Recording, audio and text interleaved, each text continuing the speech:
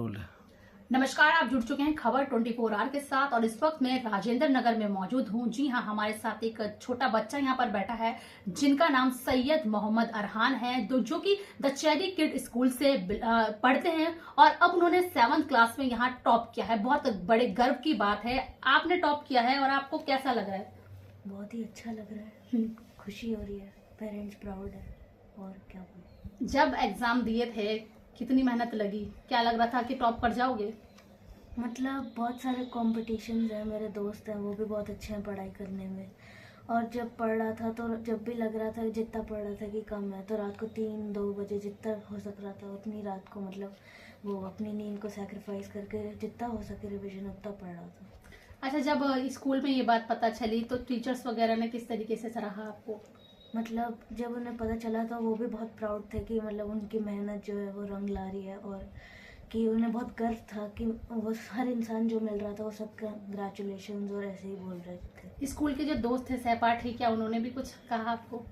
हाँ, मतलब मस्ती में चिढ़ा रहे थे और गुस्से में थे, लेकिन बहुत से दोस्त खुश थे मेरे लिए। और अच्छा, जो गुस्से में थे वो क्या बोल रहे थे?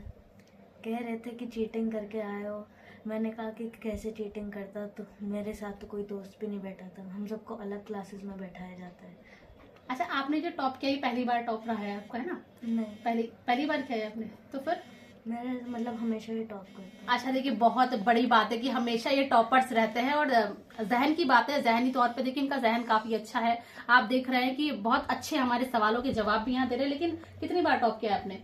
मतलब ऑलमोस्ट हर ही बार करता हूँ। आप ही करते हो पूरी क्लास में और बच्चे भी हैं? मतलब मेरे जो दोस्त है वो 1 या 2 बार हो जाता है कि मतलब वो टॉप कर ले।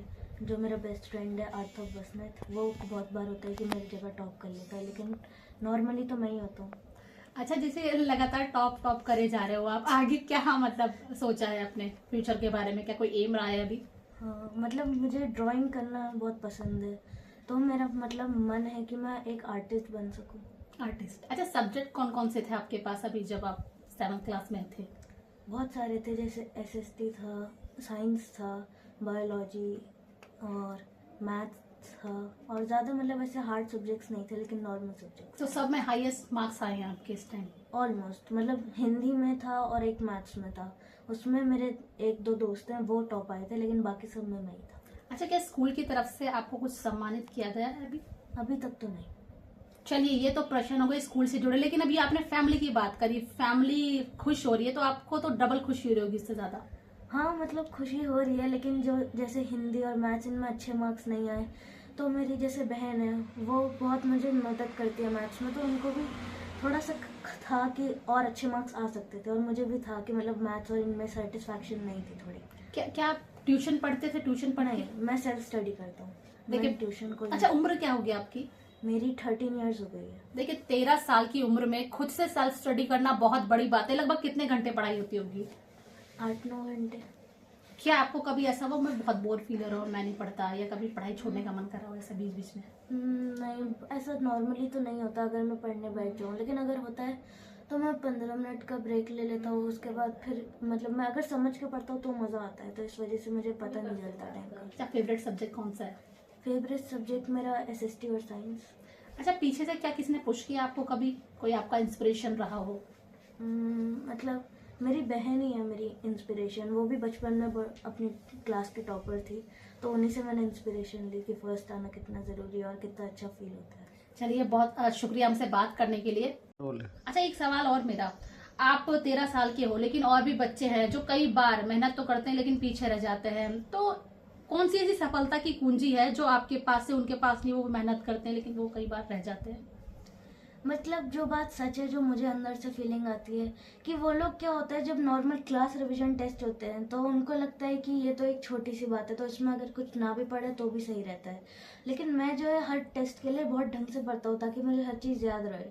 तो वो लोग अगर एक दिन पहले भी पूरे 8-9 रिविजन भी करते हैं, जैसे मेरी एक दोस्त है उसका नाम रीत है, वो 8-9 रिविजन रात को 1 बजे मेरी तरह ही उठ के पढ़ती है, लेकिन वो तब भी इतने अच्छे मार्क्स नहीं ला पाई, क्योंकि उसको लगता है कि जो नॉर्मल टेस्ट है उनमें में इतना कुछ स्कोर करना वो है, तो मैं उसमें भी समझ के पढ़ता हूँ। तो जब मेरा आखिरी दिन बचे होते हैं तो रिवीजन करना बहुत इजी होता है, मेरे दिमाग में वो चीज़ सेट हो जाती है कि ऐसा है तो ये तो मुझे पढ़ना आता है, तो इजी रहता है, तो मुझे इतनी टेंशन नहीं रहती। इस वजह से मुझे हर चीज़ याद रहती है। अच्छा, आपने दिमाग की बात करी, क्या मम्मी कुछ दिमाग के लिए खाने के लिए कुछ देती है ऐसा कि दिमाग तेज रहे आपका? हाँ, मतलब मम्मा सुबह ज़रूर बादाम तो खिलाती है, उससे फिर दिमाग मेरा तेज हो जाता तो क्या है, बादाम का असर है? है। हाँ शायद।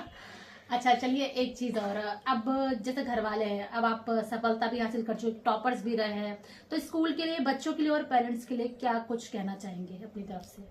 मैं तो यही कहना चाहूँगा कि मतलब जैसे मेरे 2 टीचर्स हैं, उनको मैं थैंक यू कहना चाहूँगा कि वो मुझे इतना पढ़ाते हैं और मेरे लिए इतनी मेहनत करते हैं ताकि मैं अच्छे मार्क्स ला सकूँ और ढंग से पढ़ के आगे बढ़ सकूँ। और जो मेरे फ्रेंड्स हैं वो भी मेरी बहुत मदद करते हैं। जैसे बहुत बार होता है कि मैं क्लास में नहीं आ पाता तो वो मुझे हमेशा नोट्स देते हैं, कभी ऐसे नहीं करते। और अगर मैं उदास हूँ तो मुझे हमेशा चीयर अप करते हैं। मेरी बहन है, वो भी मेरे साथ मुझे बहुत पढ़ाई में हेल्प करती है। अगर रात के मैं 1 बजे भी उनको बोलूँगा तो भी वो मेरी ज़रूर मदद करती हैं।